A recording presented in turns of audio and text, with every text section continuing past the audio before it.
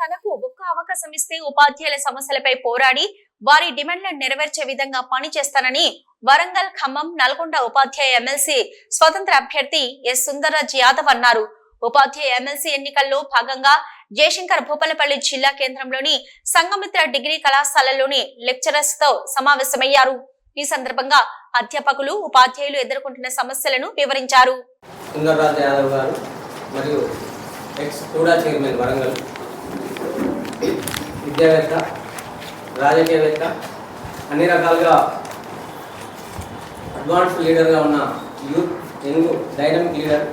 మనమందరం first vote వేసి serial number 19 yes Sundarraj అని ఉంటుంది, అక్కడ ఫస్ట్ ఓటు వేసి భారీ మెజారిటీతోటి గెలిపేయాలని నా భూపాలపల్లి తరఫున, కాలేజ్ మేనేజ్మెంట్ తరఫున, విద్యార్థులు స్టూడెంట్స్ లెక్చరర్ తరఫున కోరుచున్నాను. అదేవిధంగా ఇవాళ మనందరినీ ఓటు రిక్వెస్ట్ చేయడానికి వచ్చిన ఎమ్మెల్సీ ఇండిపెండెంట్ అభ్యర్థి సుందర్రాజ్ గారిని మాట్లాడాల్సిందిగా కోరుచున్నాను. రవీందర్ గారు, తమ్ముడు సతీష్ గారు, శ్యామ్ యాదవ్ గారు, హరికృష్ణ గారు, నా ముందున్న Sanghamitra degree college lecturers, print and electronic media ప్రతి ఒక్కరికి నమస్కారాలు తెలియజేస్తూ, మీ అందరికీ తెలుసు నేను టీచర్ ఎమ్మెల్సీ బరిలో ఉన్నానని, పోటీ చేస్తున్నా.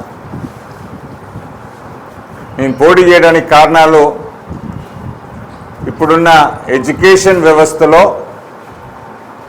ఇటు private teachers and lecturers plus government teachers కూడా, టీచర్సు, లెక్చరర్సు, ప్రొఫెసర్ వరకు సమస్యలో కుట్టుమిట్టాడుతున్నారని తెలుసుకొని ఈ వ్యవస్థకు కొంతైనా మనవంతు సాయం చేయాలి, వాళ్ళ కష్టాలు తీర్చాలని కేజీ టు పీజీ విద్యా వ్యవస్థ తెలిసిన వ్యక్తిగా వారికి న్యాయం చేయాలి. ఇవాళ దేశంలో ఉన్న మానవ వనరులు ఎవరు తయారు చేస్తున్నారు అంటే టీచర్లు, లెక్చరర్లు, ప్రొఫెసర్స్.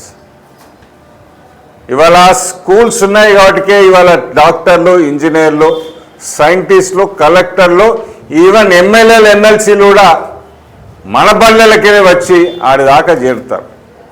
కానీ ఇవాళ అసెంబ్లీలో కానీ పార్లమెంట్లో కానీ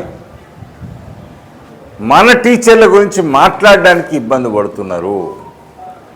మన టీచర్లు రోడ్డు మీదకి ఎక్కినా కానీ పట్టించుకునే నాదులు లేకుండా అయిపోయాడు. ఇవాళ ఎడ్యుకేషన్ వ్యవస్థ మంచిగుంటేనే దేశ ప్రగతి ఉంటుంది.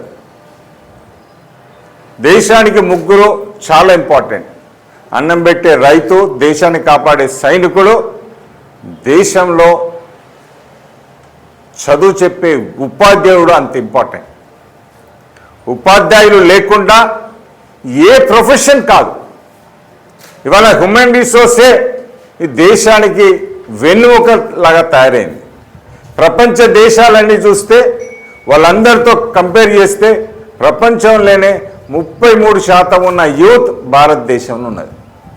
ఆ ఉన్న 33% ఉన్న యూత్ను స్కిల్డ్ పీపుల్ లాగా తయారు చేసే అవకాశం ఉంది.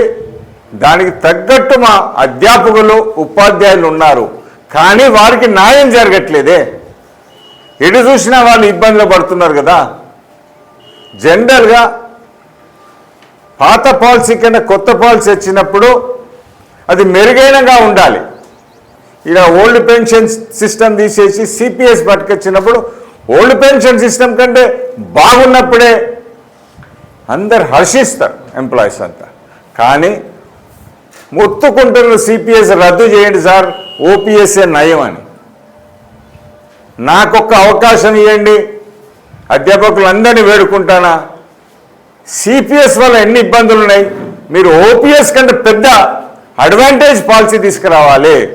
మా వాళ్ళు ఓన్లీ ఓపీఎస్ఏ కావాలి అంటున్నారు, కానీ ఓపీఎస్ కంటే బెటర్ తీసుకొచ్చే అవకాశం ఉంది. దాన్ని సమర్థంగా ఆడ వాదించి తీసుకొచ్చే ప్రయత్నం చేస్తానని మీకు తెలియజేస్తున్నా.